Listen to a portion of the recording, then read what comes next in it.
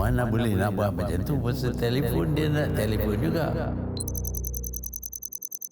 Masalahnya kita sekarang ni berhadapan dengan teknologi information. Kita boleh berhubung dengan semua orang. Bahkan dengan telefon bimbit kita pun kita boleh broadcast sampai seluruh dunia. Ini satu kuasa.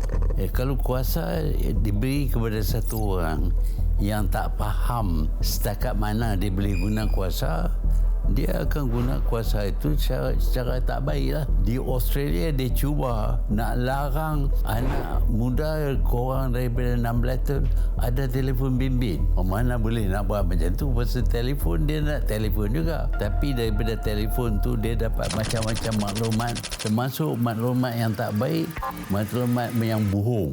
Jadi ini yang mempengaruhi anak muda. Dia nampak macam-macam benda boleh buat tanpa bertanggungjawab. Mereka tidak cukup pengetahuan dan pengalaman nak tentukan apa yang mereka buat itu adalah baik.